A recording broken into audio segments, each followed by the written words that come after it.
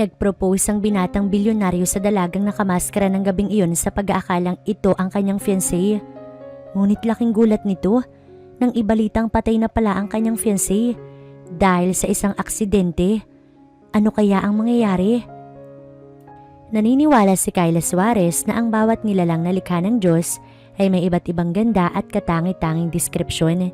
Isa siyang guro na nagtuturo patungkol sa ecology.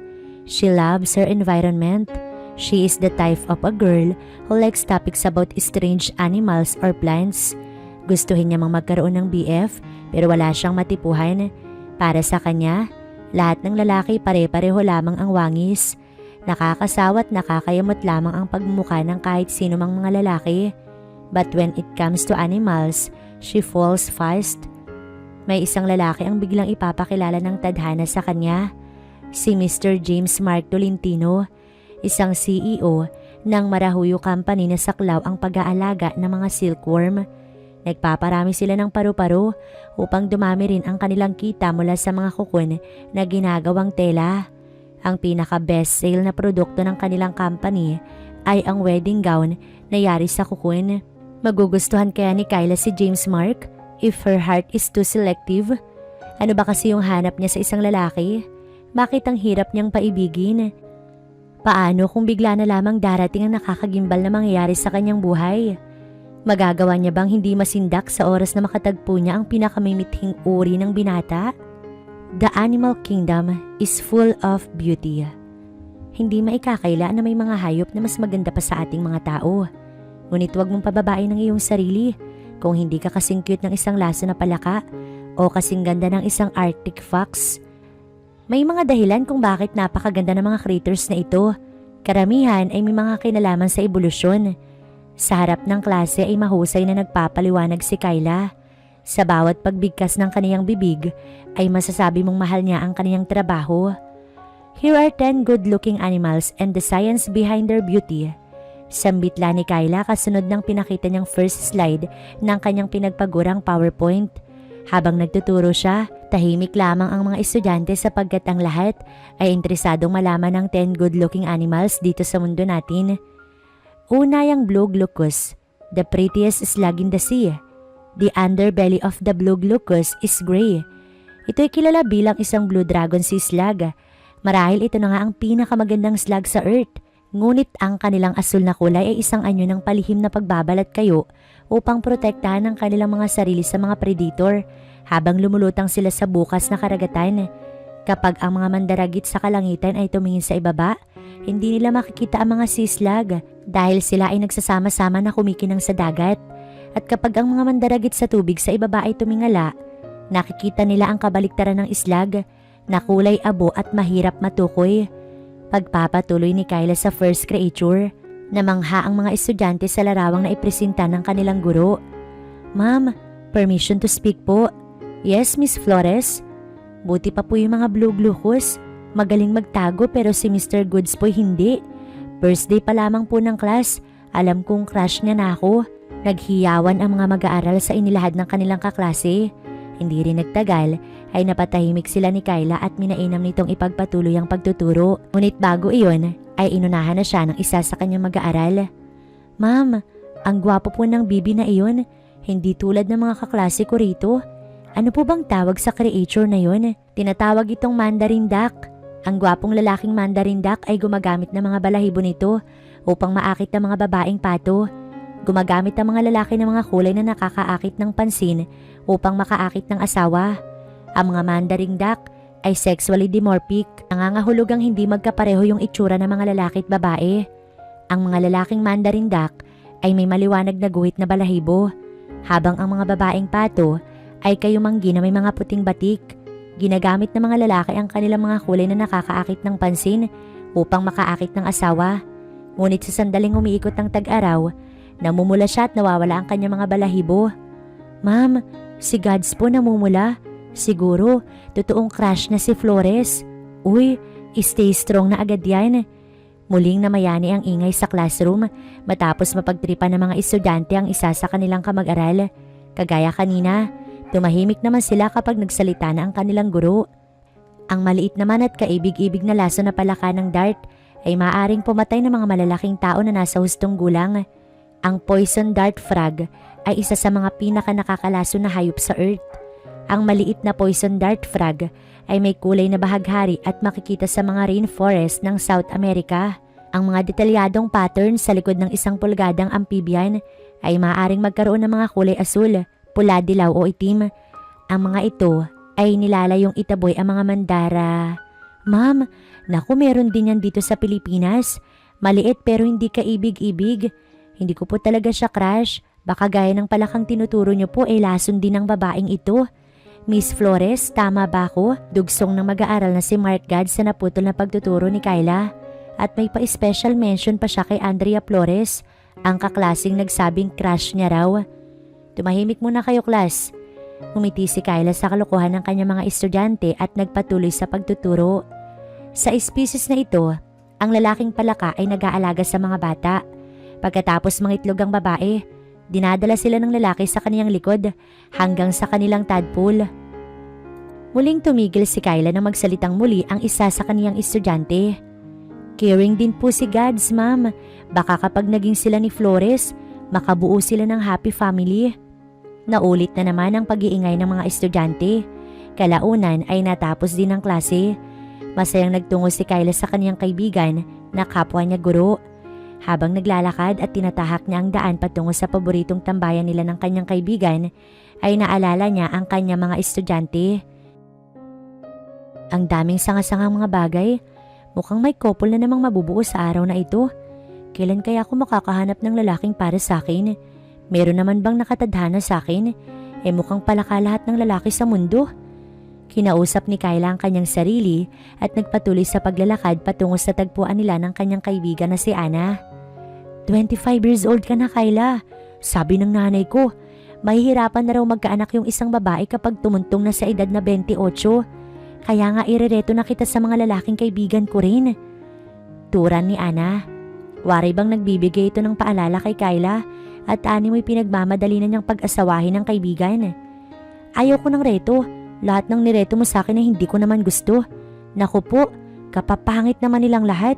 Kung hindi maitim, mabaho naman ang kilikili. Yung iba mong nireto sa akin, puro lang kayabangan pero dati palang adik. Ang ekspresyon ni Kyla sa tuwing ito'y magsasalita ay kakikitaan ng pagiging disappointed sa mga lalaking nireto ng kanyang kaibigan. Mahirap naman talagang mahalin ng mga taong hindi mo mahal. Natatakot kasi si Kyla na mapag-iwanan ng panahon, kaya siguro siya nagmamadali na makahanap ng lalaking mamahalin. Ngunit anong magagawa niya kung talagang ayaw pang umibig ng kanyang puso? Wala naman siyang magagawa kung hindi ay hintayin na makahanap ng tamang tao sa tamang panahon. Dahil hindi naman ganoon kalayo ang bahay ni Kyla sa pinapasukan niyang paaralan, mas ninais niya na lamang ang maglakad upang malinaw niyang makikita ang kapaligiran. Natutuwa kasi siya sa tuwing may natatanaw ng mga nakakabighaning bulaklak, puno o kahit anumang uri ng halaman. Naglalakad siya ngayon sa kalsadang napapagitnaan ng malalaking puno na magkakasunod. Habang binabaybay niya ang sidewalk ng kalsada, pansamantala muna siyang huminto sa paghakbang upang subukan na masalo yaong tuyong dahon na paunti-unting bumabagsak. Sa kaganapang iyon, tumingala si Kyla ngunit kaagad siyang napatulala nang masulyapan niya sa sanga ang 2 ibon. Mabuti pa yung mga ibon may mga partner. Samantalang ako, heto't mag-isang naglalakad, wala pang ka-holding hands. Sambit ni Kyla sa kanyang sarili. Nang mga oras na yon ay nakatulala pa rin siya habang pinagmamasdan ang 2 ibon na nagtutukaan. Dahil doon, tumabon sa kanya mukha ang kaninang dahon na sana ay sasambutin niya. Agad niyang tinanggal ang dahong iyon at sa pangalawang pagkakataon ay nasulyapan niyang muli ang mga ibon. Ibinuka ng mga ibon ang kanilang mga pakpak at sabay na nilisan ng sanga na kanilang nagsilbing pahingahan. O di kayo na! Sigaw ni Kyla habang pinagmamasdan nito ang mga ibon na sabay pumapagaspas at naglalaro sa malawak na himpapawid. Nagpatuloy na lamang si Kyla sa paglalakad sapagkat nagugutom na siya, gusto na niyang kumain sa kanilang bahay. Habang abala siyang kumakain ay biglang nagring ang kanyang cellphone. Nang tignan niya kung sino ang tumatawag ay nabasa niyang si Ana lang pala ito. Inimbitahan siya ng kanyang kaibigan na dumalo sa isang grand party na gaganapin sa araw na iyon. Sa oras na dumatal na ang dilim, hindi nagatubiling pumayag si Kyla para samahan ang nagmamakaawan niyang kaibigan. Suot ang magarang dress ay nagtungo na nga si Kyla sa nasabing party kasama ang kanyang kaibigan at jowa ni Ana. Iniisip ni Kyla kung tama ba yung naging desisyon niya, gayong tila nangangailangan yata ng kapartner kung pupunta roon. Baka mapahiya lang ako roon, wala naman kasi akong kadate. Ang tinig ni Kyla ay kababakasan ng pangamba na waring nagdadalawang isip. Animoy nais niyang bumaba sa sinasakyan nilang kotse upang hindi na sumama. Wag mo nang isipin yun, ang mahalagay kasama mo ko. Maraming gwapo ron at tiyak akong babagi sa ganda mo, no? Kung wala kang mahanap na lalaki, edi kumain ka na lang at magpakabusog. Or hindi kaya, uminom ka ng alak hanggang sa malasing. Libre na yun, pwede mong kainin lahat ng pagkain na gusto mo. Pwede ka ring uminom ng kahit na anong alak. Saad ni Ana habang tinitignan niya sa mirror ang kaibigang naroon sa likuran nila ng kaniyang jowa. Malapit na tayo guys, paalala ng jowa ni Ana. Kinakabahan si Kyla dahil hindi niya alam ang kanyang gagawin. Lilinga-linga siya sa bintana na kung saan ay natatanaw nito ang kairaming mga tao. Pulos mga mayayaman ang kaniyang napagmamasdan sa paligid. Nagmamadali siyang nag-ayos ng buhok at naglagay ng kaunting lipstick upang maging mapula-pula ang kaniyang labi. Pagkatapos noon, marahan niyang binuksan ang pinto ng auto kasunod ng marahan niyang pag-apak sa red carpet. Hinintay muna ni Kyla ang kanyang mga kaibigan at hinayaan ang mga ito na maunang maglakad patungo sa loob. Nakasunod lamang si Kyla sa kanilang likuran. Good evening. Isang lalaki ang bumati kay Kyla. Nginitian niya iyon bilang pagrespeto o tugon sa nagsalita na yon. Ang daming mga lalaki rito, friend. Pabulong ang wika ni Ana, ngunit halatang excited ito na ihanap si Kyla ng lalaking maaaring pumatok sa panlasa ng kaibigan. Tumigil ka nga, friend. Wala akong balak na maghanap ng mga lalaki rito. Pumunta lang ako rito para samahan ka, no? Kinuha ni Kyla ang basong may wine at marahan niya itong ininom. Ano ba kasing gusto mo sa isang lalaki? Don't tell me na isa kang lesbian. Naku Kyla, ang daming mga gwapo. Ano pa bang hinahanap mo? Tanong ni Ana na wari bang nayayamot na sa kaibigan. Hindi nga ako naghahanap. Mas maigi pa kung iwanan ko muna kayo ng boyfriend mo at nang masolo niyo yung araw na to, okay? Sambit ni Kyla at nagpakalayo-layo sa kanyang madaldal na kaibigan. Huwag kang pupunta sa kung saan-saan ha. Enjoy the night, friend. Pahabol pa na sigaw ni Ana sa kaibigan na hindi na siya lumingon. Hinayaan na lamang si Kyla at nakipaghalikan siya sa kanyang boyfriend. Ang ganda talaga ng mga isda. Nakakatuwa naman silang panoorin. Nakayuko ngayon si Kyla habang pinagmamasdan ng mga isda sa aquarium. Pansamantala niyang inilapag ang bitbit na baso ng alak sa mesang malapit sa kanya. Idinampi niya ang kanyang palad sa aquarium na may malinaw na tubig. Ang cute mo naman po, maliit na isda. Pwede ba kitang iwi? Tura ni Kyla sa tonong patanong, nawari bang kinikilig sa mga makukulay na isdang kanyang natatanaw. Hibang siya sa parting inaakala niyang maiintindihan siya ng mga isdang yun. Habang nakayuko, ay paikot-ikot niyang sinundan ng isdang paikot-ikot na lumalangoy. Sa kanyang patuloy na pag-ikot, ay dinala siya patungo sa isang lalaking yayamanin. Oh! Iniurong ng lalaking iyon ang kanyang puwitan sapagkat ang unahang bahagi ng kanyang katawan ay dumikit sa nakatuwad na si Kyla. Hoy bastos! Hindi nag-alin lang ang sinampal ni Kyla ang lalaking yun. Niwala siyang kaalam-alam na ang lalaking kanyang sinampal ay ang may-ari ng bahay na kinaroroonan nila. Pinagtitinginan sila ng mga taong dumalo sa party. Lahat ay nagulat. Maging si Ana ay nagulat sa ginawa ng kanyang kaibigan. Kaagad pumunta si Ana kay Kyla at hinigit ang kaibigan palayo sa lalaki. For your information, nananahimik lang ako rito. Ikaw yung umiikot-ikot dyan nang hindi mo man lang tinitignan yung nasa paligid mo. Ako pa yung bastos. Tugon ng lalaki. Hindi siya makapaniwala na basta-basta na lamang siyang sinampal ng babaeng hindi niya kakilala. Kahit gwapo ka pa, hindi ko palalampasin ang pananamantala mo. Pinipigilan ni Ana si Kyla. Friend, himala nagwapuhan ka sa kanya. Pero kumalma ka lang please. Alam kong nagwagwapuhan ka kay Mr. James Mark Tolentino. Pero please, kumalma ka lang. Pasimpleng sinabihan ni Ana ang kanyang kaibigan sa paraang pabulong kasabay nun ang pagkurot niya kay Kyla. Bakit ba? Tanong ni Kyla sa kanyang kaibigan na hawak-hawak ang kanyang braso. Tila ayaw magpaawat nito at nais niya pang sapakin ng lalaking kanilang kaharap. Siya ang may-ari ng bahay na to. Kumalma ka lang, friend. Natataranta na si Ana dahil sa mga nakakahiyang pangyayari. Hinigit niya si Kyla palayo sa maraming tao at masinsinang kinausap sa loob ng banyo. Ano ba naman, Kyla? Siya si James Mark Tolentino. Hindi mo ba kilala ang gwapo at bilyonaryong iyon? Siya ang may-ari ng bahay na to. Nagulat si Kyla sa kanyang nalaman. Hindi niya lubos sa kalain ang lalaking sinampal niya kanina ay ang may-ari pala ng bahay na kanilang kinaroroonan. Bahay pala ito? Bakit parang ang laki naman yata at wala akong makitang sala rito? Pabirong wika ni Kyla pero totoo namang malaki talaga ang bahay na iyon at hindi mo akalaing bahay pala talaga. First floor pa nga lang ito. Hindi ko alam kung ilang palapag ang meron sa bahay na to. Isa pa'y bilyonaryo si James Mark, kaya literal na ganito talaga kalaki yung ipapatayo niyang bahay para magmukha siyang hari ganun. Pero sinampal ko siya sa loob ng kanyang pamamahay. Ano nang gagawin ko? Nahihiya na ako ngayong lumabas. Ayoko na magpakita sa mga tao, friend. Habang nakaharap sa salamin ay napasa po si Kyla sa kanyang noo at sunod niyang sinapo ang kanyang bibig. Don't worry, kailangan naman nating magsuot ng mask para sa next event. Pakiramdam ni Kyla ay nabunutan siya ng tinik nang malaman niya na need pala nilang magmask para magpatuloy ang party. Ano bang meron at bakit kailangan nakamask tayo? Muling nagtanong si Kyla pero hindi rin siya nabigyan ni Ana ng matinong sagot sa tanong na iyon. Hindi ko alam, basta magsuot na lamang tayo ng mask, okay? Pero kahit nakamaskara ako mamaya, mahalata pa rin yung suot kong dress. Paniguradong makikilala pa rin ako ng mga tao dahil sa suot kong ito. Baka sa boses at ekspresyon ni Kyla ang nararamdaman niyang pangamba ng mga oras na iyon.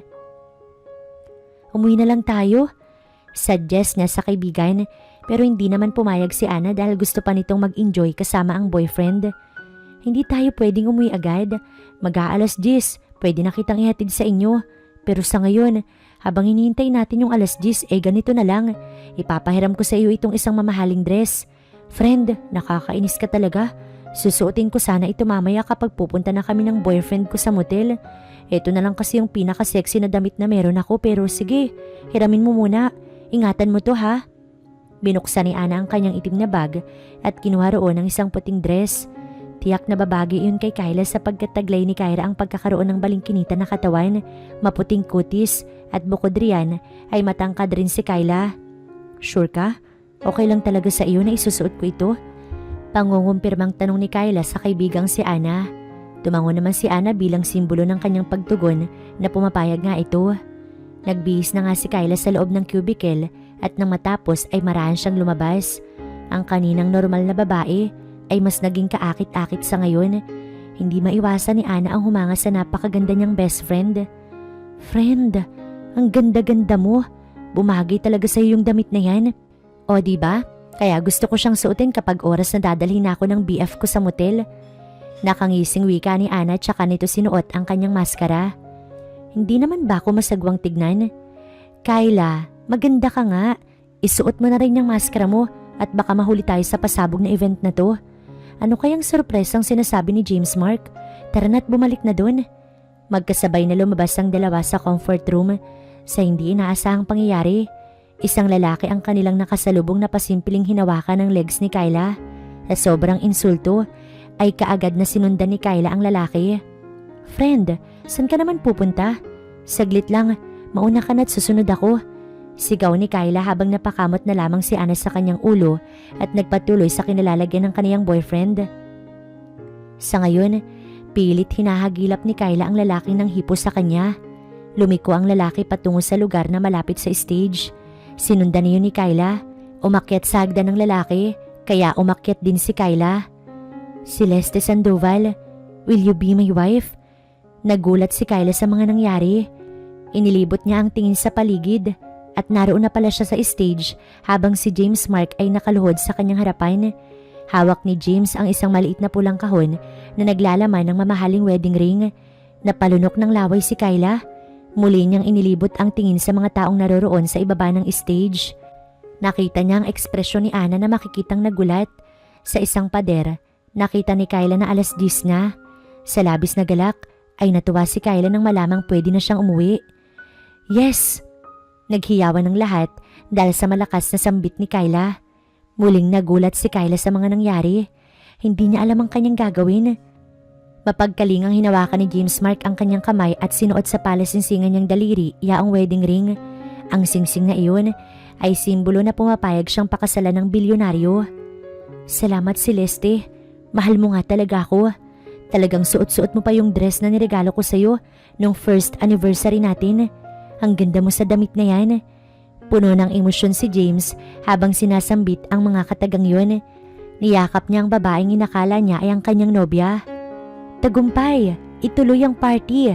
Sambitla ni James sa microphone. Speechless si Kyla sa mga nangyayari.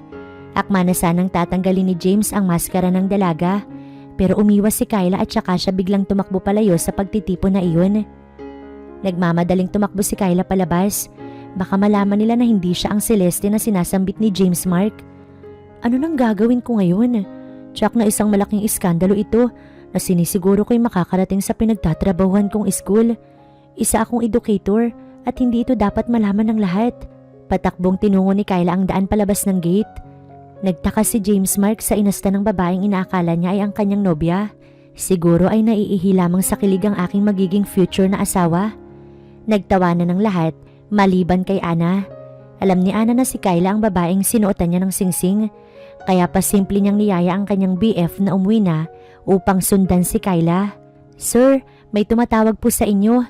Lumapit kay James ang kanyang personal assistant at binigay nito ang cellphone sa amo. James, wala na si Celeste. Naaksidente siya. Pautal-utal ang boses na narinig ni James sa kanyang kausap.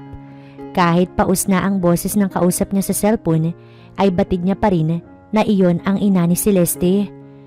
Ano pong sinasabi niyo, tita? Nandito po si Celeste. Engaged na po kami. Suot-suot niyo na po yung singsing, tita. Magpapakasal na kami. Inakala ni James na nababaliw lamang ang ina ni Celeste.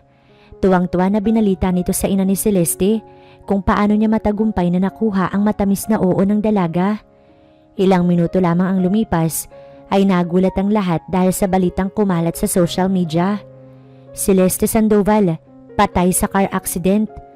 Naku, kakatakbo lamang niya sa labas. Nabangga ba siya? Nagbulungan ng mga taong naroon at ang lahat ay labis na nag-alala. Kaagad nilang sinundan ang direksyon na pinuntahan ni Kyla sa pag-aakalang nabangga ang dalaga sa sinagawang pagtakbo kanina. Ngunit nagulat ang lahat. Maging si James ay naguguluhan matapos nilang masaksihan na sumakay sa isang auto ang babaeng inaakala nilang si Celeste. Napuno ng maraming tanong ang isipan ng lahat. Pareho at paulit-ulit lamang ang kanilang mga itinatanong. Sino ang babaeng inakala nilang si Celeste? Patay na ba talaga si Celeste? Upang mabigyang linaw ay nagtungo si James sa hospital na sinabi ng ina ni Celeste. Doon ay naratnan niya ang kaniyang iniibig na wala ng buhay. Waring paulit-ulit siyang sinasaksak ng kutsilyo sa kanyang dibdib. Pakiramdam ni James, pinagsakluban siya ng langit at lupa. Waring ang hapdi ng kaganapang yaon ay isang katana na marahang bumabaon sa kaibuturan ng puso ni James. Celeste? Walang ibang lumalabas sa bibig ni James kundi ay ang pangalan ng kanyang mahal. Nangangatal ang kanyang bibig. Nais niyang sumigaw o magwala. Hindi niya akalain na sa ganoong paraan ilalayo ng tadhana ang kanyang minamahal. Hindi matanto ni James kung kakayanin niya ba ang lahat ng sakit na namumuo sa kanyang puso. Bakit ka ba kasi napunta ron? Aligagang tanong ni Ana sa kaibigan. May lalaking humipo sa legs ko kaya sinundan ko para sana ipaalam sa kanya na hindi ako yung babaeng basta-basta lamang kung nagpapahipo. May dangal din ako, no? Hindi ko alam na napunta na pala ako sa stage. Ano nang gagawin ko ngayon? Ngayong inakala nilang lahat na ako si Celeste. Sino ba kasi yung Celeste yan? Hindi ko rin kilala. Pahiram ng cellphone at isi-search ko. Nang ma-search ni Ana ang pangalang Celeste Sandoval, nagulat sila dahil kamamatay lamang nito. Hindi nila akalaing matindi pala kung magbiro ang tadhana. Hala friend, si Celeste patay na. Kanina lang nang dahil daw sa car accident. Hindi lang yun. Tignan mo ang kanyang huling larawan. Pati itong naaksidente siya. Same pala kayo ng damit na suot kanina. Kaya ka siguro na pagkamalang siya. Hindi sila makapaniwala sa mga tagpong nakakagimbal. Sari-sari ang emosyong nabuo sa kanilang sistema. Mas kinabahan pa si Kyla. Gayong suot-suot niya ang singsing na dapat ay para kay Celeste. Ano nang gagawin ko sa wedding ring na ito? Natatakot ako na baka ipahanap ako tipakulong. Wala naman akong ginawang masama, hindi ba? Hindi ko naman siguro kasalanan kung napagkamalan akong si Celeste. Isa pa'y bakit kasi nakamaskara pa yung team ng kanilang party, tapos magpo-propose lang pala. Hindi naman kaya ako mumultuhin ni Celeste? Hinubad ni Kyla ang wedding ring at nilagay niya iyon sa isang kahon. Wala siyang balak na ipalam sa lahat na siya ang misteryosong babae na tumakbo sa party noong nakaraan. Lumipas ang ilang mga buwan, napagdesisyon na ni James na ipahanap ang babaeng pinagsuotan niya ng singsing. Gusto lamang bawiin ng binata ang singsing sapagkat ang singsing na iyon ay para lamang kay Celeste. Wala siyang balak na ipaangkin sa ibang babae ang regalo na dapat ay sa kanyang nobya. Subalit lubhang masalimuot ang mga nangyari noong mga nakaraan. Kung kaya naman ay hindi nila kaagad nalaman kung sino ang misteryosong babae. Friend, marami na ang nagnanais na mahanap ka. Sikat nga pala talaga itong si James no? Kaya siguro biglang sumabog sa social media ang binalita sa pagkamatay ng kanyang GF. Habang ini-stalk ang account ni James, tinitignan ngayon ni Kyla ang ilan sa larawan ni James. Talagang famous siya dahil isa siya sa mga bilyonaryo rito sa mundo. Kaya anumang oras, tsak na matutuntun ka rin niya. Paniguradong mag-hire yun ng pinakamagaling na tao para hanapin ka. Nakakatiyak ako na darating yung tamang pagkakataon at mahanap ka rin ng lalaking inalok ka ng kasal. Kung ako sa'yo, Kyla, aminin ko na agad sa kanila. Kailangan mong ipaalam na ikaw yung babaeng hinahanap ni James dahil mas malaki lamang ang problema mo kapag hindi ka agad nagsabi ng totoo. Ngunit natatakot ako. Ayokong sabihin, hindi naman nila malalaman na ako yung babaeng gumulo sa kanilang pagtitipon. Paliwanag ni Kyla sa kanyang kaibigan. Who was the girl accidentally engaged to the billionaire? Nagulat si Kyla sa article na kanyang nabasa. Hindi siya nagpapahalata sa mga taong kanyang nakakasalubong para manatiling lihim ang kanyang sekreto. Nalaman niyang may katumbas na 1,000,000 pabuya sa sino man ang makakaalam kung sino nga siya. Oh my God! Hindi ko akalaing engaged na ako sa bilyonaryo pa. Hindi mapakalingtura ni Kyla habang nakaharap siya sa kanyang laptop. Muli ay inistalk niya ang Instagram account ni James Mark Tolentino. Sa tuwing ginagawa niya ang gawaing yun, kinakabahan siya na baka matuntun siya ng lalaking iyon. Nais niyang maibalik ang singsing pero kinakabahan siya. Hindi niya ma-imagine na mangyayari kung magkataong ibalik ang singsing. Sabado ng umaga ngayon, napagdesisyon na ni Kyla na mag-solo jogging upang magbaka sakaling maibsan ang nararamdaman niyang stress sa buhay. Kasama niya ang kanyang alagang aso. Doggy, hilahin mo na lang ako kasi pagod na talaga ako. Inutusan pa niya ang kanyang nakataling aso pero hindi hamak na mas mabigat ang kanyang timbang kaysa sa alaga kaya hindi siya kinaya nun. Isang nakakayamot na pangyayari ang kasunod na naganap. Aksidenteng nabitiwan ni Kyla ang tali ng kanyang aso. Tumakbo ang kanyang alagang aso sa gitna ng kalsada kung saan ay may sasakyang paparating. Mabilis na sinundan ni Kyla ang alaga at nang maabutan niya ito ay nasa gitna na sila ng kalsada. Yakap-yakap ni Kyla ang aso habang maswerte namang huminto ang sasakyan. Marahang iniluwa ng magarang itim na kotse ang isang nakakasindak na lalaki. Natanaw ni Kyla ang sapatos ng lalaking pumanaog at marahang nilakbay ng mata ng dalaga ang kahabaan ng legs ng lalaki patungo sa katawan nito at sa mukha na to. Naka-sunglasses ang lalaki kaya hindi niya iyon nakilala. Gwapo, matangkad, medyo maputi at nakakasindak ang tindig na to. Ito lang naman ang napansin niya sa lalaki ngayon ay nakatayo sa kanyang harapan. Marahang tumayo si Kyla at harapang kinausap ang lalaki. Sorry po, yung aso ko kasi tumakbo patungo rito sa gitna ng kalsada. Sinundan ko po at baka mabangga. Humingi ng tawad si Kyla. Sa katagalan, tinanggal ng lalaking iyon ang suot nitong shade. Doon nakilala ni Kyla ang lalaki. Si James Mark Tolentino pala ito. Ang lalaking mukhang hayop ang kagwapuhan, kung kaya siguro niya ito natipuhan. Hindi maikakaila ang gulat na namayani sa mukha ni Kyla. Biglaan ang pagbilis ng kabog ng kanyang dibdib. Tangka na sana siyang aalis. Subalit dumais ang kanyang doggy kay James at inihian ang mamahaling sapatos ng lalaking yun. Hoy! Hinigit ni Kyla ang tali ng aso at waring nagustuhan ng aso ang ginawa ni Kyla kaya nagpaikot-ikot ito sa babaeng amo. Nang dahil doon, pumulupot sa binti ni Kyla ang tali ng kanyang aso. Naging dahilan yun kung bakit siya nawala sa maayos na pagkakabalanse. Sumuray ang katawan ni Kyla patungo sa kinatatayuan ni James. Akma sana siyang babagsak sa kalsada kung hindi lamang nasalo ni James ang kanyang kamay. Kinatagpo ni James ang kamay ni Kyla at kasunod na sinapo ang likuran ng babaeng sumuray. Halos magdikit ang kanilang mga muka. Naramdaman ni Kyla ang matigas na brasong kumulong sa kanyang katawan. Nagkatitigan ang mata nilang dalawa. Nawari bang nagkakabisaduhan ng wangis ng isa't isa. Na mga oras na yun ay malayang naaamoy ni Kyla ang mabangong si James Mark Tolentino. Natagpuan niya na siguro ang pinakagwapong species ng lalaki sa Earth. Si James na siguro ang matagal niya nang hinihintay. Sa tagpong yun, kinumpirma ni Kyla na nasa marahang proseso na ang kanyang puso. Marahan ang nilalakbay ng kanyang puso ang daan ng pag-ibig. Sa ngayon, batid niyang nasa yugto na siya ng pagkagusto sa isang lalaki. Sa susunod, mag-iingat ka. Ayoko mapahamak ka. Ayoko kasing makakita o makabalita ng aksidente na mismong nangyari sa GF ko. Binalot ng kilig ang buong sistema ng katawan ni Kyla. Wari bang pinamahayan ng kakulangan ng pag-iisip ang kanyang katawan. Naging paralisado siya habang ang kanyang aso ay naroon sa paanan nilang dalawa ni James. Winawagayway ang buntot nito na wari bang natutuwa sa mga pangyayari at nakalabas pa ang dila. Bakit ayaw mo pang bumitaw? Hinipa ni James ang babaeng tila tinakasan na ng bait. Ang pag-ihip niya ay mas kinaparalisado ni Kyla. Oh my God, ito na ba yung tinatawag na flying kiss, wut-wut? Nahihibang na naman si Kyla na kinakausap ang kanyang sarili.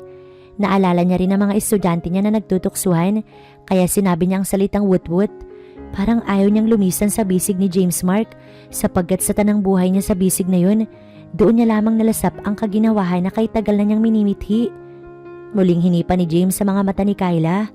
Nagtataka na ang binata sapagkat hindi kumukurap ang babae, gayong hinihipa na nga niya ang mata na to. Ang ginawa ni James Mark ay marahan niyang itinayo ang dalaga at may kasamang alalay at kalinga. Marahang natauhan si Kyla nang kumalas ang kapit ni James sa kanyang katawan. Ngunit maya-maya lamang, muling bumalik sa kanyang katawan ng kilig. Animoy nilukuban ng kung anong elemento ng pag-ibig ang kanyang buong katawan. Yun ay dahil sa pangalawang pagkakataon, lumuhod si James sa kanyang harapan, hindi upang mag-propose, kundi ay upang kalasin ang tali na pumupulupot sa binti ng dalaga. Hinimas ni James ang ulo ng aso at pinaamo muna yun para hindi siya kagatin.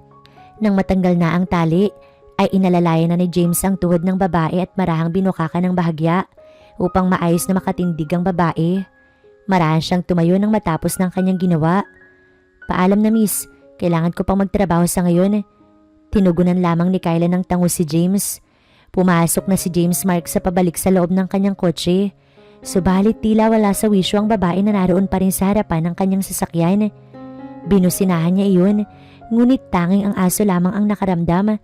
Tumahol ang aso na tila bang nais nang umalis sa lugar na yun. Marahang binuksan ni James Mark ang bintana ng kanyang kotse. Kaniyang tinawag ang babae at sinabihan na umalis sa daraanan. Miss Beautiful, umalis ka na riyan kasi malilate na ako. Sigaw niya kay Kyla. Nang dahil doon, nabuhayan si Kyla at siya ay nginitian. Marahang umalis si Kyla at pinadaan si James Mark. Baliw yata ang babaeng yun. Gusto lang pala ng papuring maganda, hindi naman siya maganda. Mabilis na pinaharurot ni James ang kanyang magarang sasakyan. Walang ibang nagawa si Kyla kundi ay pagmasdan ang pumapalayong si James Mark. Nakangiti lamang siyang nagtungo sa gilid ng kalsada at binuhos ang lahat ng kanyang kilig sa pamamagitan ng pagyakap niya sa kanyang alagang aso. Marunong pala akong umibig. Akala ko rati na isa na akong mongoloid. Pero ngayon, nagpatuloy si Kyla sa pagja-jogging. Sa bilis ng kanyang pagtakbo ay halos masakal na ang kanyang aso. Baka sa kanyang mukha ang labis na kilig at tuwang lumukob sa kanyang katawan. Ganito pala ang magmahal. Masarap mabuhay at talaga namang mahiwaga ang mundo. Wika ni Kyla habang nagpapahinga siya sa isang bench na naroon sa ilalim ng punong kanyang pinagpapahingahan. Palagi na niyang naririnig ang boses ni James sa kanyang isipan. Ang wangis ng lalaking iyon ay paulit-ulit na ginugunita ng kanyang alaala. Waring mas naging maliksi at energetic pa si Kyla sa kanyang trabaho.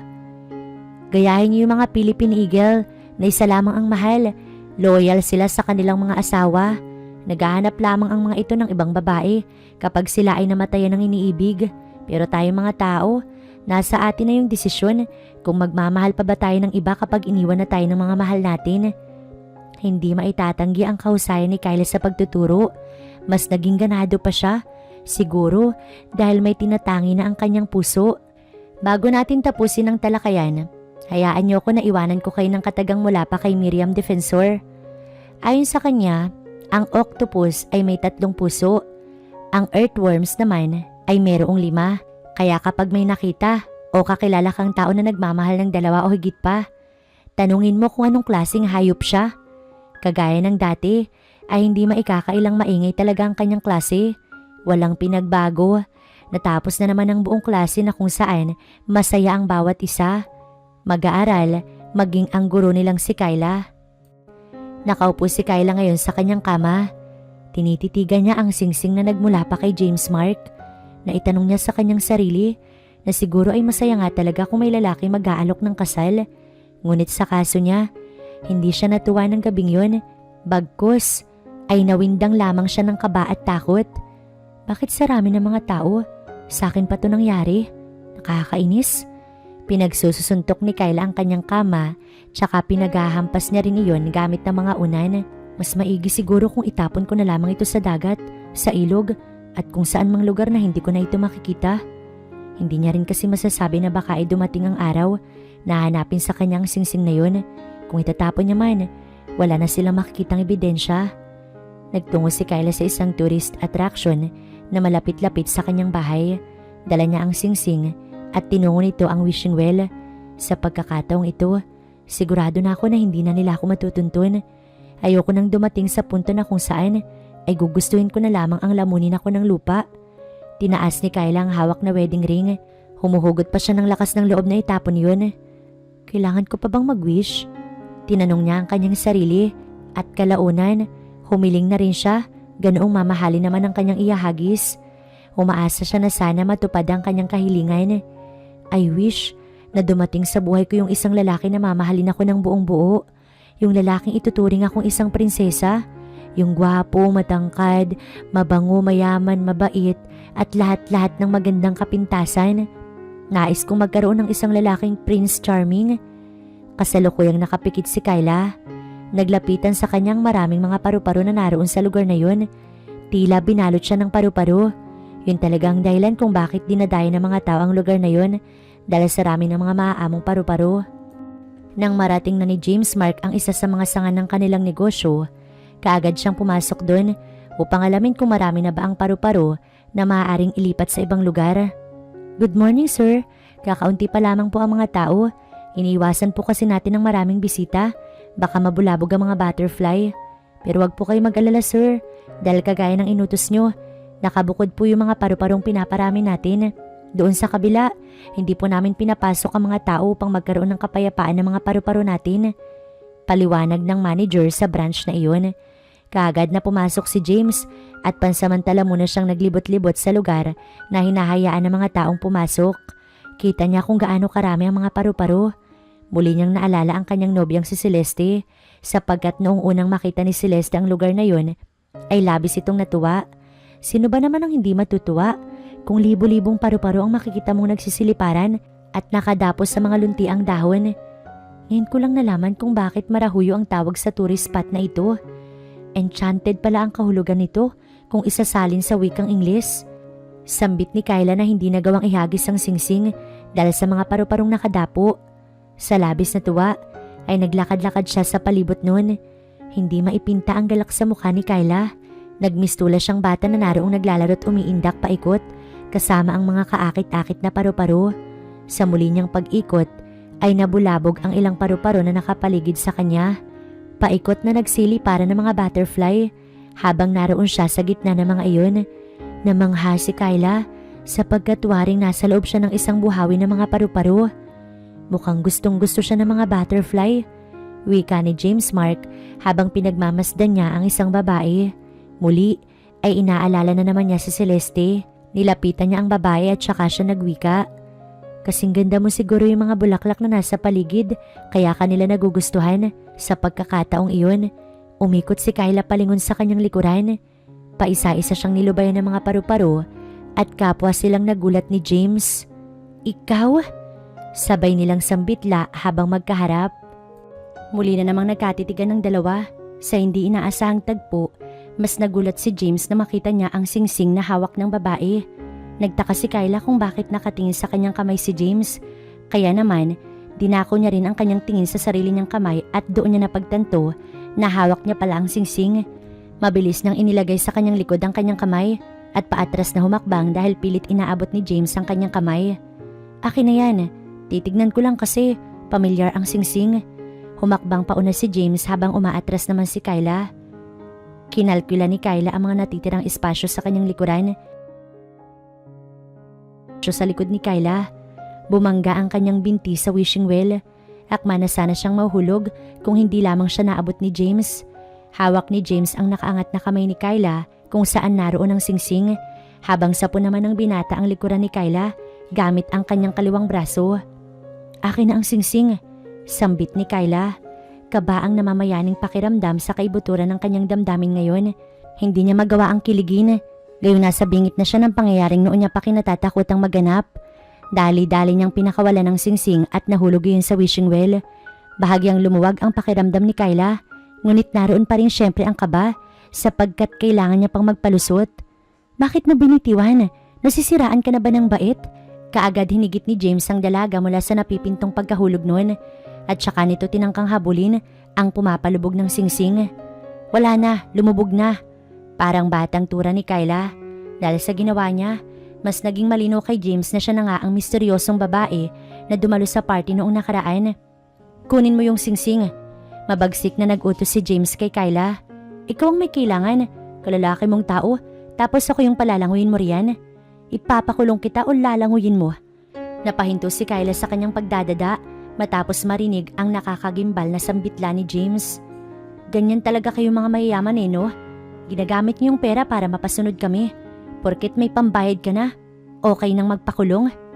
Miss, inuulit ko, langoy o kulong? Naningkit ang mata ni James habang binibigkas sa babae ang kanyang mga nais sabihin. Kanina pa siya naiinis kay Kyla, ngunit pinipigilan niya lamang ang kanyang sarili. Hinubad ni Kyla ang kanyang sapatos at marahan itong sumampa upang akmang bababain ang nahulog niyang singsing. Lumingon muna siya kay James na wari bang napipilitan sa kanyang gagawin. Ngunit ngumiti lamang si James at ang ngiti ay kaagad na napalitan ng galit sa muka na naging dahilan kung bakit kaagad na lumangoy si Kyla. Nakakailang sisid na si Kyla ngunit hindi niya pa mahanap ang singsing. Parami na ng parami ang mga tao. May mga naghahagis pa rin ng mga barya kahit naroon pa siya sa loob ng wishing well. Si James naman ay nakatingin lamang sa babaeng yun. Habang tumatagal ay dumadami ang mga barya na tumatabon sa singsing kung saang bahagi man nalaglag. Ngunit kahit anong gawin ni Kyla, hindi niya talaga ayun mahanap-hanap. Mami, ang pangit naman po ng sirena rito, walang buntot. Dinig ni Kyla ang sambit ng isang bata na naroong nakatingin sa kanya. Nagtawanan ng lahat kasama na si James ron. Hindi nagtagal ay tinawag ni James si Kyla at pinakita niya ang singsing na nasa kanyang kamay. Nasambot pala ni James Mark ang singsing kanina. Nayamot si Kyla sa kanyang nalaman.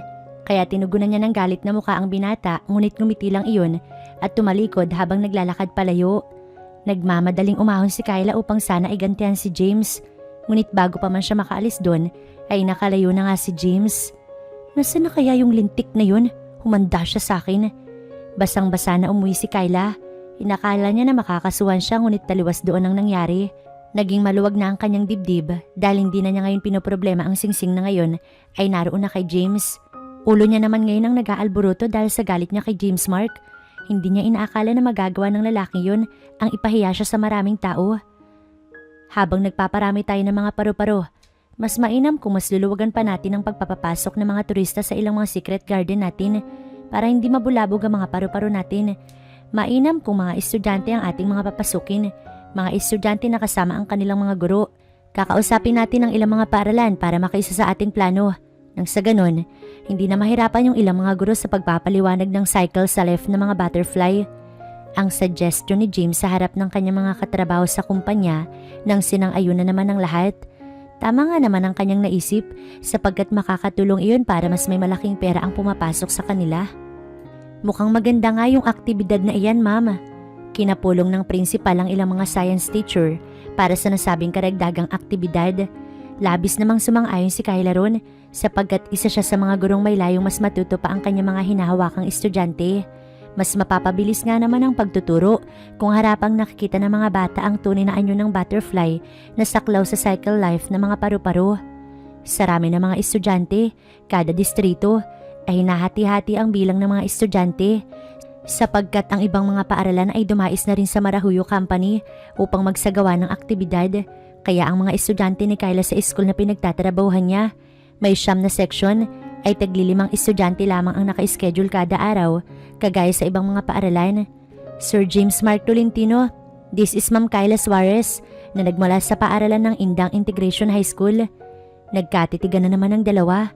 Hindi nila akalain na muli silang pagtatagpuin ng tadhana. Kyla Suarez pala. Tumangot ang wika ni James. Nawari bang natuwa nang malaman nito ang pangalan ng babaeng madalas nang nakakatagpo sa kung saan-saan. Dahil sa madalas na pagkikita ng dalawa, ay paunti-unting nabuo ang kanilang pagkakaibigan. Ikinatuwa naman ni Kyla ang pagkakaibigan na nabuo sa pagitan nilang dalawa ni James. Siyempre, sino ba naman ang hindi matutuwa? Gayong ang lalaking tinatangi ng iyong puso ay naging kaibigan mo na. Siya na nga ang pinaka nakakabighaning species ng lalaki dito sa mundo na kay tagal ko nang hinahanap-hanap. Nakatulala si Kyla at nakatitig kay James. Ang binata ay naroong abala habang may mga kinakausap na kliyente. Kita niya sa galawan ng binata kung gaano ito kasipag at husay sa pakikipagkomunikasyon.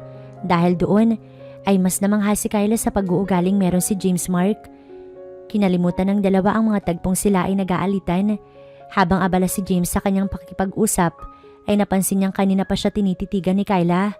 Maraan siyang lumapit sa nakatulalang binibini at tinanong kung ano ang nangyayari. Naku, mukhang pupuntahan niya ako. Kaagad tumalikod si Kyla at pasimpleng nilaro ang mga paru-parong nasa paligid. Nagkunwari siyang hindi niya alam ang napipintong pagdatal ni James Mark. Hindi rin nagtagal. Good afternoon, ma'am. May kailangan ka po ba? Naroon si James sa likuran ni Kyla. Nagdadalawang isip na humarap si Kyla na baka ay mailang at mautal lamang siya kung kanyang harapin si James. Wala naman. Mahinhin na pagtugon ni Kyla habang nakatalikod. Pumipikit pa siya at nakakagat ng labi na tila bang nais niyang maglaho ng mga oras na iyon. Ang kanyang mga tuhod ay nakaramdam ng pangangatog at tila wala siyang lakas na maglakad. Ma'am, humarap naman po kayo sa akin. Huwag mong itinatago yung gandang meron ka. Hawak ang listahan ng mga estudyante ay marahang humarap si Kyla habang bahagya at pasimple nitong inayos ang kanyang buhok. Sino naman ang nagsabing itinatago ko yung aking ganda? Sambit ni Kyla. Pilit niyang tinitignan si James sa mata pero hindi siya makatagal. Nakaramdam siya ng pagkailang, gayong pansin niyang malagkit pa sa biko ang titig ng mga mapupungay na mga mata ni James. Si James Mark kasi yung tipong may nakakaakit na mga kilay na bumagay sa mata at matangos nitong ilong. Ako lang naman po ang nagsabi, nakatalikod ka po kasi. Ayan o, may natitira pang buhok na tumabon sa mukha mo. Natatakluban na naman yung gandang meron ka.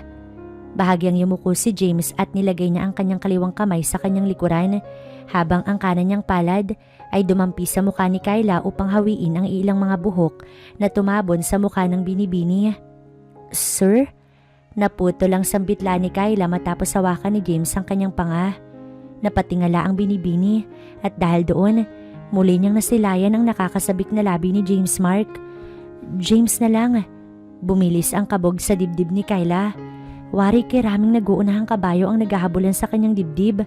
Lubang nasindak siya sa bawat titig, galaw ng labi, at nakakahumaling na tinig ni James.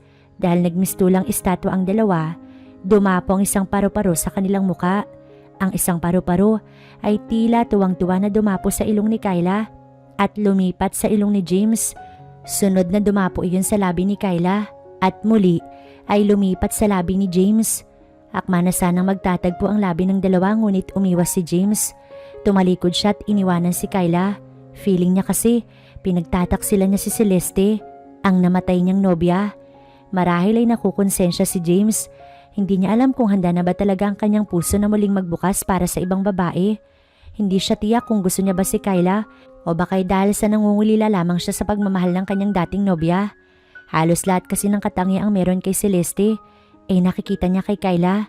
Ngunit batid naman ni James na magkaiba silang dalawa kaya pilit niya pa ring iniiwasan na tuluyan siyang mahulog kay Kyla. Ngunit paano niya maiiwasan ng babaeng iyon? Tila araw-araw sinusubok siya ng tadhana. Madalas silang nakikita ni Kyla. Wala siyang magawa. Gayong tadhana na mismo ang gumagawa ng kalsada upang paulit-ulit silang pagtagpuin ni Binibining Kyla. Tila inalipin na siya ng tuluyan ng mga ngiti ni Kyla. Matatakasan niya ba ang rehas ng pag-ibig kung puso niya mismo ang nagnanais na pumasok doon? Pwede ba tayong kumain sa labas? Nagdadalawang isip pa si James kung isisend niya ba kay Kyla ang message na kanyang itinipe. Hindi niya alam kung tama pa rin ba ang kaniyang mga pinagagagawa. Ayaw rin naman niyang pagsisihan ng kanyang magiging desisyon sa oras na hindi niya isisend yun. Minabuti niyang isend ang message dahil puso at isip niya mismo ang nagtutulak na gusto niya talaga si Kyla. Friend, kung pwede raw kaming kumain sa labas mamaya. Tuwang-tuwa si Kyla habang kausap ang kanyang kaibigan na si Ana. Pinagmamayabang niya pa sa kaibigan ang mensahe na natanggap. Paulit-ulit niyang pinapakita kay Ana ang mensahe habang siya ay umiirit. Oo na, nababaliw ka na naman. Hinay-hinay lang sa pagsigaw. Baka mapagkamalan tayong baliw rito sa loob ng kwarto mo, aba. Maya-maya lang ay nakisabay na si Ana sa kilig ng kanyang kaibigan. Sumagot ka kaagad. Mag-oo ka na agad. Replyan mo na agad ng yes, yes, yes. Oo na, eto na nga. Huwag mo kong sakalin at sabunutan. Ang OA naman ang reaction mo. Wika ni Kyla habang naroon siyang nakadapa sa sahig habang nakasakay sa kanyang likuran si Ana. Sabay nilang binasa ulit ang text ni James habang inaabangan naman ni Ana ang pagre-reply ni Kyla. Nang mag-send na ang salitang yes, muling sinakal ni Ana ang kanyang kaibigan at sabay silang nagpagulong-gulong sa sahig doon sa kwartong kanilang kinalalagyan. Sige, susunduin na lamang kita riyan sa inyo. Hawak ngayon ni Ana ang cellphone at binasa niya ang reply ni James sa harap ni Kyla na gulo-gulo na ang buhok. Friend, susunduin ka raw niya. Muling napuno ng sigawan ng apat na sulok ng kwarto dahil sa magkaibigan. Ano na ang sunod kong gawin? Wala akong isusuot. Magkakajowa ka na. Ako na yung bahalang maghanap ng isusuot mo. Chill ka lang, friend. To the rescue naman si Ana sa kanyang kaibigan. Tumatakbo ang oras. Marahan ang dumadatal ang 7 p.m. Oras na napagkasunduan ni na James, Mark at Kyla. Hinasikaso ni Ana ang kanyang kaibigan. Tiniyak niya na si Kyla ang magiging pinakamagandang babae mamayang gabi. Pagkakataon na kasi ito ng kanyang kaibigan upang magkaroon ito ng mapapangasawa. Friend, nariyan na siya. Ano nang gagawin ko? Kinakabahan ako. Aligaga si Kyla nang matanaw niya sa labas ng bintana ang sasakyan ni James, Mark. Huwag kang mag-alala. Just chill and enjoy the night. Ang ganda-ganda mo kaya siya dapat ang kabahan hindi ikaw. Nakatulong ang sambitla ni Ana upang bahagyang mabawasan ang kabang nararamdaman ni Kyla. Marahan na ngang bumaba si Kyla at nagtungo sa labas upang katagpuin si James, Mark. Good evening. Ano, tara na? Pagbungad na usal ni James sa napakagandang si Kyla. Hindi niya maalis ang kanyang tingin sa nakakabighaning wangis ng babaeng makakasama niya sa gabing yun. Ang ganda mo ngayon. Ang tahimik ng paligid ay biglang binasag ni James, Mark. Tila nais ni Kyla na magwala at sumigaw sa kilig. Nahirapan siyang huminga dahil sa pagpipigil ng kilig. Napapakusumot na lamang ito sa sarili niyang damit habang napapangiti. Buti naman, pinaghandaan ko talaga yung gabing to, no? Sambit ni Kyla sa kanyang sarili. Excited na siya sa mga mangyayari ngayong araw. Hindi niya lubos sa kalaing i-date siya ng kanyang crush. Nakakatawa, no? Inakala ko talaga noon na ikaw si Celeste dahil magkasing katawan at pareho kayo ng tangkad at damit. Nakakatawa lang isipin na sa iyo ko na isuot yung singsing. Siguro kaya ako iniwan ni Celeste upang mas maging matatag ako. Siguro siya yung naging instrumento ng Panginoon upang mas maging matatag ako sa buhay. Kaya siguro siya binawi sa akin upang sa oras na makatagpo ko na yung tamang babae, mas malakas na ako at magagampanan ng aking tungkulin bilang kasintahan. Bakit? Hindi ba naging tamang babae si Celeste para sa'yo? Wala akong sinasabi na maling tao siya. Ang gusto ko lang sabihin is naging tamang babae siya sa maling panahon. Wika ni James habang nagmamaneho. Binabaybay ng kanilang sasakyan ang kahabaan ng kalye. Saan mo gustong pumunta? Tanong ni James kay Kyla. Kahit saan.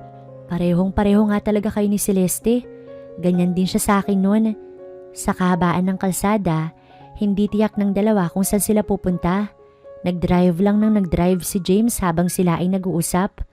Dito na lang tayo. Ayokong pumunta sa maraming tao. Suggest ni Kyla. Sinunod naman ni James ang kagustuhan ng binibini. Sakay sa kotse ay masaya nilang nilakbay ang kahabaan ng kalsada. Nagpalitan sila ng kwentuhan tungkol sa kanilang buhay. Tawanan at halakhakan lamang ang kanilang ginagawa habang patuloy na naglulustay ng gasolina. Maya-maya lang ay naubusan ng sasabihin ng bawat isa. Nagkatitigan na lamang sila at sabay nang umiti. Sinamantala na ni James Mark ang pagkakataong iyon upang aminin kay Kyla na mahal niya na nga ito. Kyla, simula nang paulit-ulit kitang nakikita at nakakasama. Habang tumatagal, nagiging kampante ko sa iyo at hinahanap-hanap ka na rin ng puso ko. Tama ba yung desisyon ko na mahalin ka gayong hindi ko naman batid kung mahal mo rin ako? Nilakasan na ni James ang kanyang loob. Hindi siya nagatubiling sabihin kaagad kay Kyla yun. Hindi naman nasayang ang kanyang pag-amin nang marinig niya ang nakakatuwang tugon ni Kyla. Anong masama ron? Walang masama sa pagsunod sa mga puso natin. Hindi ba obvious na sumama ako sa iyo ngayon dahil mahal din kita? Ang totoo, lubos mo akong pinaligaya, James. Habang magkahawak ang mga kamay, ay napilitan si James na pansamantalang ihinto ang kotse. Nagtagpo ang labi ng dalawa at nilasap nila ang pagmamahalan sa pamamagitan ng pag-aangkinan ng mapangahas nilang halik. Halik na nagsasabing mahal nila ang isa't isa. Nang gabing ring yun, ay naging ganap silang magkasintahan. Nagpatuloy si James sa pagmamaneho at dinala niya si Kyla sa paborito nitong tambayan sa tuwing siya'y nag-iisa. Sa itaas ng bundok, kung saan ay matatanaw mula roon ang mayuyuming liwanag ng syudad. Magkatabi silang nakahiga ngayon pareho sa unahan ng kotse. Solong-solo nila ang mundo. Tanaw nila sa kalangitan ng mapayapang kalawakan at tadtad na mga bituin.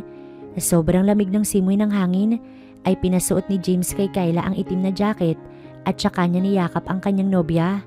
Magkayakap sila habang sinasalubong ng kanilang katawan ang malamig na hampas ng hangin doon sa tuktok ng bundok. Walang nagawa ang malamig na klima sa mainit na pag-iibigan ng dalawang yun. Muling nagtagpo ang mga labi ng dalawa at nagmistulang apoy na nag-aalab ang hagod ng kanilang mga halik. Nagsisisi ako kung bakit ko pa binawi sa iyo yung singsing mahal. Usal ni James na hang bahagya siyang kumalas sa halik ni Kyla. O nga pala, engaged na pala tayo. Kailan mo ba ako pakakasalan? Pabirong tanong ni Kyla nang maalalang nag-yes siya sa wedding proposal ni James doon sa party. Nanumbalik sa alaala ng dalawa ang gabi kung kailan sila pinaglaruan ng tadhana. Ngunit gayon pa man, nalulungkot sila sapagkat ang gabi ring iyon ang pinakamasaklap sapagkat sa mismong gabing iyon namatay ang isa sa mga babaeng labis na iniibig ni James. Sigurado ko na masaya ngayon si Celeste kung nasan siya naroon. Wala naman siyang ibang hangad kundi ay ang maging masaya ako. Mahal na mahal niya ako kaya paniguradong masaya siya ngayong masaya ako. Ikaw ang kaligayahan na hindi ko inaasahang dumating, Kyla. Mahal na mahal kita, basta ipangako mo lang na hindi mo ko iiwan. Titiyakin ko na palagi kang safe sa araw-araw. Ayoko mawala ang aking kaligayahan at ang aking tahanan. Kyla, ikaw ang aking buhay. Ang sambitla ni James ay matamis pa sa candy. Labis na nabusog si Kyla sa mga katagang binitiwan ng kanyang nobyo. Bakit ka nga pala nag-yes noong time na yon? Tanong ni James sapagkat naalala niya na naman ang misteryosong gabi. Ganito kasi yun. Sinabi ng kaibigan ko na pwede na kaming umuwi sa ganap na 10:00. Nakita ko yung oras na 10:00 na pala kaya ako napayes. Hindi ko naman inakala na maririnig ng lahat ng aking sasabihin dahil that time hindi ko narinig yung sarili ko. Muli ay nagtawanan ng dalawa dahil sa kahibangang nangyari sa kanilang buhay. Walang unos na nakapigil, maging kahit na anong problema ay walang nagawa upang paghiwalayin ang dalawang pusong tapat na nagmamahalan. Kasalukuyang hinihintay ni James si Kyla ngayon. Naroon si James sa loob ng secret garden na hitik sa mga bulaklak at sari-saring makukulay na butterfly. May mga musikero pa sa paligid na mas naging romantiko ang dating ng kapaligiran. Kaunting oras na lamang ay dadating na si Kyla. Saan niyo ba ako dadalhin? Naguguluhan si Kyla habang may panyong nakapiring sa kanyang mga mata. Inalalayan siya ng isang staff at nang tanggalin niya na ang piring, inutusan siya ng staff na magpatuloy sa paglalakad papasok sa gubat. Bakit? Bakit ako papasok dito? Wala bang ahas dito? Sinilip-silipan ni Kyla ang loob, ngunit wala siyang makita na kahit ano maliban na lamang sa mga halaman at mga bulaklak. Nagpatuloy siya sa paglalakad. Nang hawiin niya ang isang halaman, napansin niyang may pinto pala roon. May nakalagay na isang rosa sa pinto at may sulat na nagsasabing kunin niya iyon. Hindi siya nag-autobiling kunin ng pulang rosas. Nang mabuksan na niya ang pintuan, nagulat siya sa ganda ng lugar.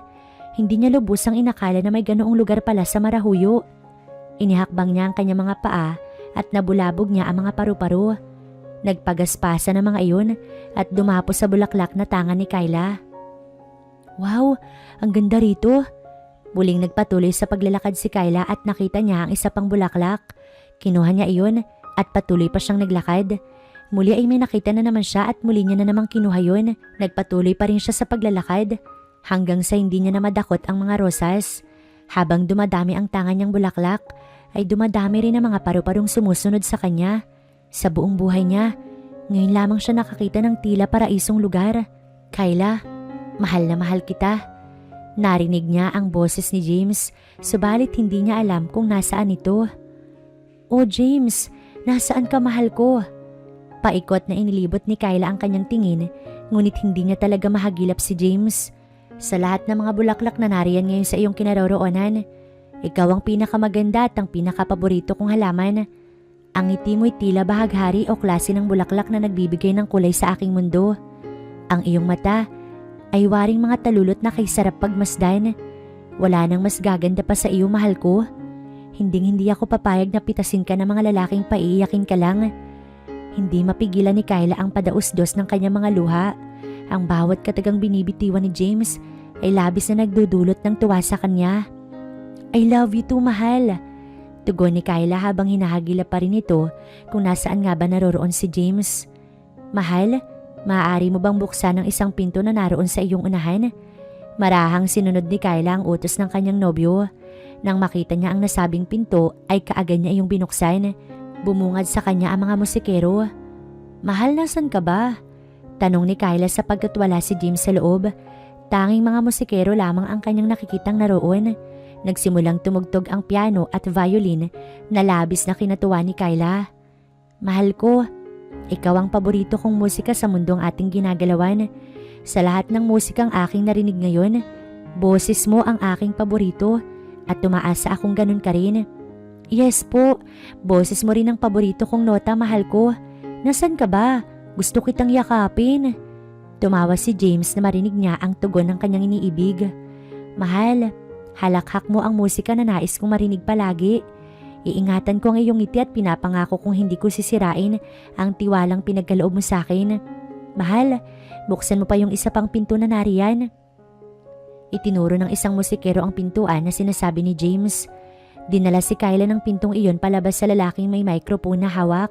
Nakita ni Kyla na nakamonitor pala sa kanya si James doon sa may labas. Nang ilibot ni Kyla ang tingin sa paligid, nagulat siya sapagkat sa harapan pala siya ng maraming tao, kasama na ang kanyang mga magulang at magulang ni James. Kyla, sa harap ng buo mong angkan, mga kaibigan at ng aking pamilya, inaalok kita na maging aking asawa. Hangad kong ikaw ang magsisilbing ilaw sa tahanang aking bubuuin. Lumuhod si James at naglabas ito ng maliit na pulang kahon. Kyla, sa pangalawang pagkakataon at tamang pangalan na aking sasambitin, nais kong hingin ang iyong kamay. Kyla, will you marry me? Yes! Hindi nag-atubiling pumayag si Kyla dahil kay tagal na niyang hinintay na mangyari iyon. Napuno ng galak ang lahat ng taong naroon.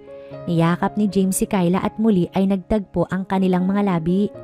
Sa bilis ng mga pangyayari, dumating ang pinakahihintay nilang araw, ang araw ng kasal. Ang simbahan na kanilang pinagdausan ay napuno ng mga bulaklak at paru-paro. Hinihintay na ngayon ni James na lumabas si Kyla roon sa tarangkahan ng simbahan. Puno ng mga paru-paro ang pintuan ng simbahan. Nang magbukas iyon, ay natanaw nila ang kay gandang si Kyla. Ang bulaklak na tanga ni Kyla ay may mga nakadapong paru-paro. Suot ni Kyla ang puting wedding gown na yari sa kukun. Kumikinang ang gown nito at talaga namang marahuyo kung pagmamasdan si Kyla. Para kay James Mark, si Kyla ay isang paru-paro at hindi lamang iyon, isa ring bulaklak na nagbibigay kaginhawaan at tiwasay sa kanyang mundo. Nagpatuloy si Kyla sa paglalakad patungo kay James. Nang maihatid na siya ng kanyang ama ay nagpatuloy si James at si Kyla ay patungo sa altar sa harapan ng pari. Nagsumpaan ng dalawa at nagbitaw ng mga matitibay na pangako. Mas pinatatag ng simbahan ang kanilang pagmamahalan. Ang kanilang tapat na pag-iibigan ay isang hiwaga na siyang nagpahilom sa lahat ng sakit na pinagdaanan nila sa buhay. Mahal na mahal kita, James. Kayla, mahal din kita. Mananatili akong hihinga para lamang sa'yo. Naglapat ang labi ng dalawa habang sila ay naroroon sa sarili nilang tahanan. Tila isang masayang pamilya ang nagbabadyang nakaabang sa kanilang dalawa. Sa kwentong ito, mapapatunayan na may mga taong umaalis sa buhay natin na siyang magiging dahilan ng ating pagkadurog. Ngunit hindi ibig sabihin ay kailangan na nating sumuko sapagkat may nakalaan pa rin sa atin ng tadhana. Mamumukadkad pa rin ang pagmamahal sa ating mga puso at papagaspas patungo sa kaginhawaan kasama ang tao na makakasama natin sa habang buhay.